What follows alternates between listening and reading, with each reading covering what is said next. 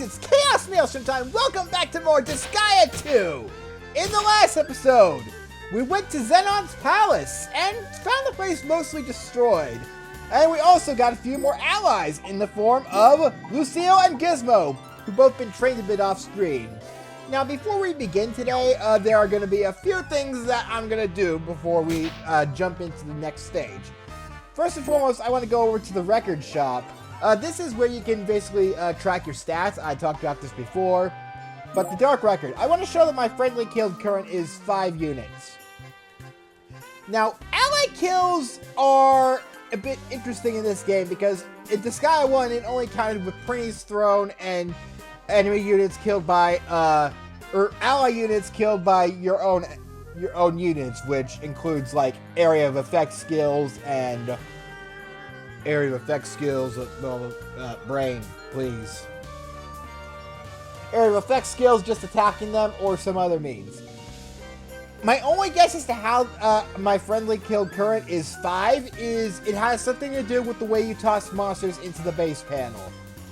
I had one unit die when a monster was attacking inside the base panel, but I think monster units that you capture and turn into allies also count as ally units killed for whatever reason. That would explain how I have 5. Because I captured 4 monsters via that method, and I had 1 monster unit die, so yeah. Okay, also, another mechanic I want to talk about. Spells! I made Adele have another student off screen. This is what you get when you create a new character using a character's mana. Now, Adele has learned the fire spell. The way you do this is if your brain, if your student has the capability to learn a magic spell, which mages and skulls do naturally, then the master can learn it if they are standing next to the student in combat. However, the spell that they use only has a range of 1, so it's mostly useless. However, after you get the skill from level 0, which it starts at, to level 1, you will acquire that skill permanently unless you lose it by other means, which we will be getting into later of how that can happen, but don't expect it to happen during conventional means.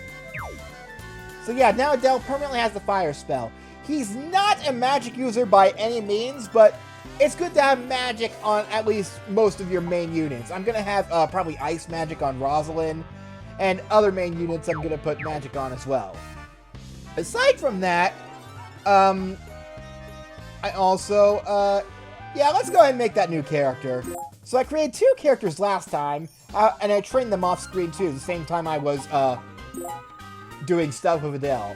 However, Rosalind, I also want to create a new character in the form of a mage. We do not have a mage yet. We have a skull, which is the male equivalent. And I actually have an original character who has not seen the light of day yet that I would like to introduce. Now, she, of course, she doesn't really have... I only drew her once, so forgive me if it's not that great, but, actually, I don't even know if I have a picture saved of her anywhere, but, we have Clarice. She is mostly a sort of whip troubadour kind of girl. Basically an Ojo-sama, if you will. The person who laughs like, oh! Sort of like Rosalind. She'd be the daughter of a mafia boss and whatnot. Yeah. Mages are good at conserving SP. I would try to think about minimaxing that, but I don't think so. I feel like I want to go for power more. So yeah.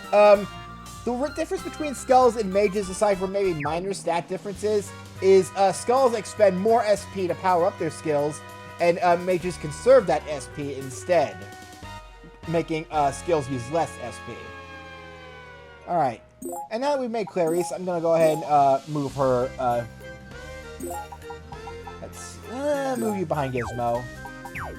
And I have an extra staff, so I think I'll go ahead and give it to her. Oh, 2 extra staffs, mind you. I also have the capability to pass another sort of thing in the Dark Assembly, but before I do any of that, I feel like I should probably go ahead and do the next stage. So I'm going to go ahead and do that right now. What time are we at? Let me check real quick. In the capture button, and it's going to stay that way this time. Hey guys, welcome back.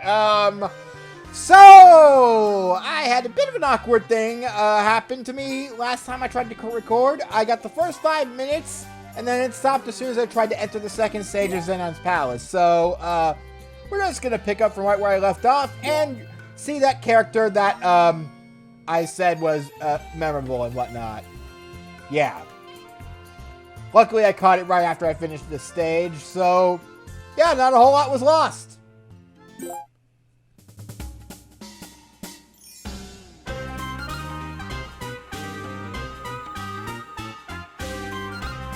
What do I do? What do I do? Overlord Zenon's palace has been destroyed! I was only able to survive by using my feigned death super move, but now Overlord Zenon is going to kill me!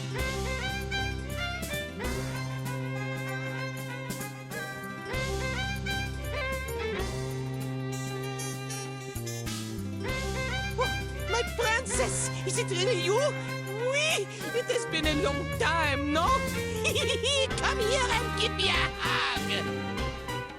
Ah! What manner of a scoundrel are you?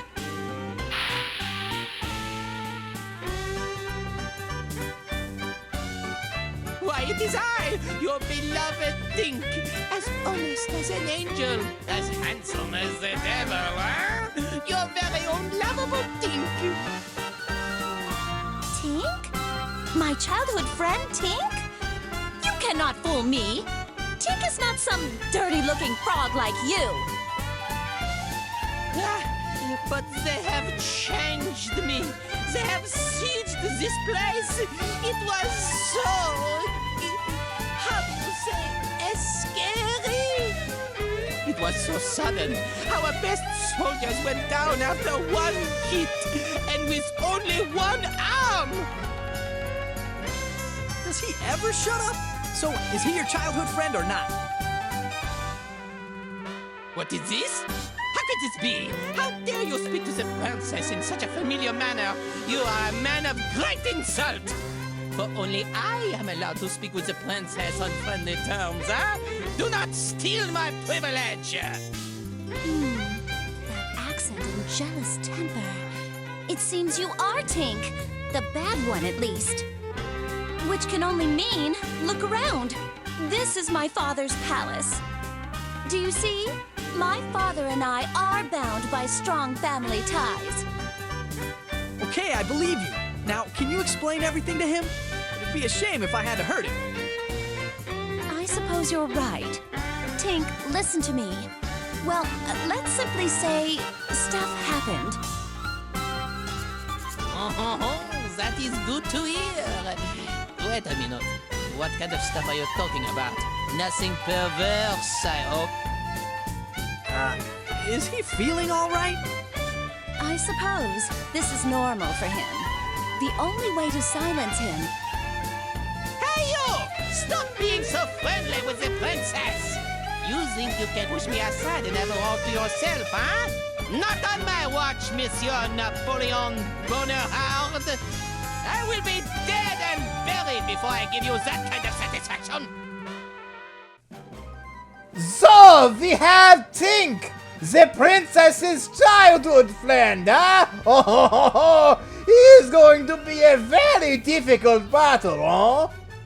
Okay, I will now apologize to all my French viewers, but yeah, that is Tink. He is a dirty frog, as we can see from his description. Now, Tink is actually a fairly impressive unit. For one thing, take a look at his speed. It is actually very high, making it difficult to land a hit on him. Also, you better get rid of this enemy boost plus 50%, or otherwise you will not be beating him. At least, not without several casualties. He's got good attack too, and has some decent counterattacks as well as good movement. Honestly, he is a very well-rounded character and fun to use. I mean, if we were going to use him, which... I mean, it's not hard to figure out that we will be getting him as an ally after we finish this battle. So, here's what I'm going to do. I'm going to dispatch all the characters that I'm going to use in this battle against Tink. And have them wait. Because there is a warp effect going on which will randomly warp us to one of the panels in this area. So yeah, it's handy. Also, I've never really talked about this before, but I want to talk about weapon calculations. So you might notice how some weapon types are calculated differently with others. Like for a sword, everything is calculated based off your attack. For staves and such, physical attacks are calculated with your attack as well, so they're not very good. However, because of this, staves are mainly for boosting your magic, which magic spells are based off your intellect. And I forgot about the chest over there! Okay, well, looks like I'll be having to deal with them a little differently this time around. Last time I simply threw units as soon as the stage started down here, but I completely forgot about them. I mean the chests this time. Okay, Tink is gonna destroy that one if I don't do something about it, so, you know what? First of all, I need to get rid of this effect. Where was I about talking with, weapon shit? Come on, brain, yeah, so weapon calculations. Alright, well this will at least get rid of the warp effect. I'll have to worry about the, thing in the middle. Guns, their attack is based off of your hit stat, how much damage a regular attack does. Specials are based off your hit and speed. Fists are similar, except they're based off of attack and speed, respectively, for normal attacks and skills. Bows are also unique. Their attacks and skills are based off of 1/2 of your attack stat plus 1/2 of your hit stat. Now that we've gotten all that out of the way, that is the only real thing about weapons. There are other things that make certain weapon types unique, which we'll be getting into later as we experiment around with those. But yeah, that's all I can really do now. And, okay, well, nothing else I can do right now. I'm gonna, get rid of that geo symbol. Okay, and that gives us, 50 EXP. Something I should mention, if you get EXP as a reward from a chest or a, on the, bonus list, this only accounts for units that are dispatched. Units that are within the base panel do not count as being dispatched, thus do not reap in the rewards from the EXP. Alright, and, Tink, you're a dick. You're a dick. Alright, well, now that that's happened, and he took away one of my rewards, I'm a little upset. Alright, I'm mainly gonna have everybody, run over here, and we're gonna, focus on, locking down Tink in a moment, have him, like, sandwich between all of our units. And we're just gonna, unload a big old combo on him to finish him immediately. Alright, got rid of the enemy boost. That'll make it so his stats go way down, so it'll be much more difficult for him to issue a kill. Alright, and on that note, let's see here. I'm gonna have Gizmo jump into here and then jump out again to refresh our movement. Alright, where is Tink's movement going to be? Oh, that's one thing I did last time. Come on, there we go. D and Q are my controls for zooming out. You can check your controls for just by going into the controls info. But yeah, I'm going to use this to check Tink's movement. So both Galaxia and the Prinny are in the def range. So I'm going to move them out of that real quick. You know what? No. Prinny is going to... Actually, is Azura within that range? No, surprisingly not. Alright. I'm gonna move Prinny into Tink's attack range. Prinvincible, excuse me. I'm gonna have him face this way, so I'm gonna have him defend. Prinny is basically gonna be a tank for us. Now, where else is your attack range? Okay. I need to move Galaxia over here.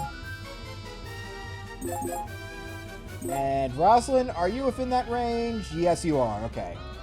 Because he attacks one space away. Unlike in Fire Emblem, where it shows you the range of units' movement and their attacks. Alright, that's how I I highlight all the archers to know that if I throw a flyer into that space, it's going to be the death zone. That's what I affectionately like to call that. I can't wait until the day I get to LP a Fire Emblem game, which will probably happen before I hit Let's Play number 20, being honest. Okay. So as I suspected, they wasn't able to issue a kill. Alright. Now I'm going to try something a bit interesting. I'm going to dispatch Clarice and have Adele lift her up. So, because hopefully Adele's probably going to... No, not lift Tink. Adele's probably going to get the kill, knowing how things usually go. So I'm going to count on him getting the kill. Alright. Next, I'm going to have... This is going to be a frontal attack, so it's not going to... Probably not going to hit, but I'm going to hit that guy with Printing Barrage. Okay. I'm going to start with Rosalind's attack since that's guaranteed to hit. Follow up with, Harold Jr. get over there. You know what? Galaxia is not going to be doing much for her attack, so I'm going to have Harold Jr. Follow up with his special because I believe it lowers defense last time I checked. The Orc combo. Alright. It doesn't look like that's going to hit Tink, but with the speed low calculations applied, it might. Also, I think that the stats are also... attacks that do something to an opponent's stats also are affected by Brain. I think you don't even have to hit them directly to lower their stats. Okay? Then we're going to have you attack. Okay. I don't know if this will issue a kill or not, but, I mean, better to try than do nothing. Okay, speed down. Speed down more. Issue that defense down. Okay. And fire. Is the Prinny gonna get the kill? Ready, dude. No, so it is Adele and Clarice after all. So Clarice is gonna get a nice level boost off of this. Last time the kill, the spoils of the kill went for Invincible, which was a little ironic since that almost happened again. But yeah, we defeated Tink in one swift combo. All right, and we'll go ahead and end this here. And by no, I mean Brain, work properly today, please. Thank you.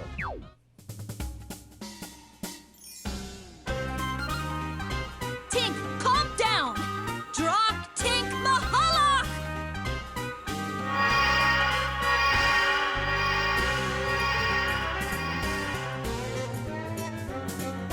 Eh?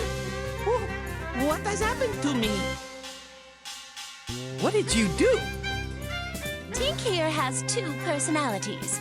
I have to cast that spell to seal his bad personality, or else it will run wild. Okay. Great. He's just what we need. Another pain in the ass. Don't call him that. Though he may be quite bothersome, he is still my best friend.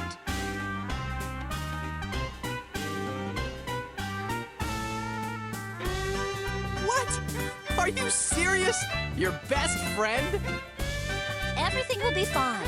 Just cast the spell whenever his bad personality shows up.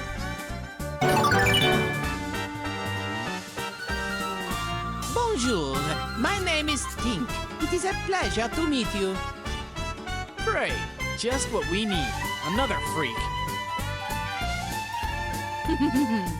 Now it is 2 against 1. Your death is even closer now. So now we have Tink in the party. Let's take a moment to go over him as a character because he is quite interesting. So, Tink. Let me just insert him to...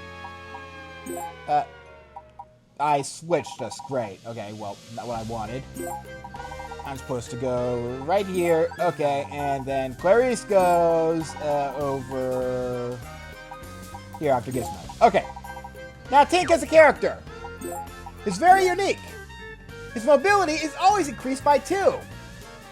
However, that is when he is in his normal form. he has a special ability that lets him change his form to the red form whenever you cast it. Red form, I believe, has his stats increased by depending on the number of female allies adjacent to him. So yeah, he can be very helpful if you know how to use him properly. Now, with that all said and done, there's one more thing I want to try doing before we move on to the next stage, because that didn't take very long for a stage. Let's see here. Who has some SP that they really don't need? Invincible, what are you going to do with that SP? I'll tell you. Mana, excuse me. Not much. So we're going to have you make a trainer. Actually, you know what? Would it be more effective if I... No, it wouldn't. I'm gonna go ahead and save just in case. I'm going to try to pass a bill at the Dark Assembly. Some bills, like creating new characters, deleting characters, changing names, reincarnation, stuff like that, you don't need to worry about having a bill passed for that. On the other hand, for passing a bill that allows you to unlock a new class, yeah, you're gonna need to do some creative thinking. So here we are at the Dark Assembly. By preparation, you bribe senators. Red senators are against you, blue senators are more for you. Some senators are asleep, and they usually won't vote. Now, okay, there are ways to get around this, like, it's best that you just see for yourself. So, above all, the senators that are going to give you the most trouble usually are the white dragons, because they will not accept bribes. Because they believe in honor and justice. Which I guess makes sense. You, though, we should probably find something for you. You want some mint gum, buddy? Okay. It also affects your relationship with the other senators, so be careful who you get on your side. I don't need 2 Prism Ranger cell phones. Okay, you can have the ramen too, buddy. There we go. Now the Mothmen are very well leaning towards us, which is good because they seem to be the most prevalent here. Oh dear, I should get you something. You want that unopened soda, buddy? Here you go. I mean, the description says it's a pineapple pizza, so you can gladly have this. And, sure, what not? Have this too. Okay. I think that has enough of the senators. I think that's swinged enough of their votes in our favors. Okay, so I think we're ready. Let's make a vote. Alright, pause for a second here. I didn't realize at first how long I was taking during this episode, but, it goes on for about another 20 minutes because I do the stage after, the one we just did in Xenon's Palace. So, yeah, instead of having a 40-minute episode, I think I'm gonna break it right here. Aren't I just evil? Anyway, I'll see you guys next time when we find out what happens with this Dark Assembly build. Laters!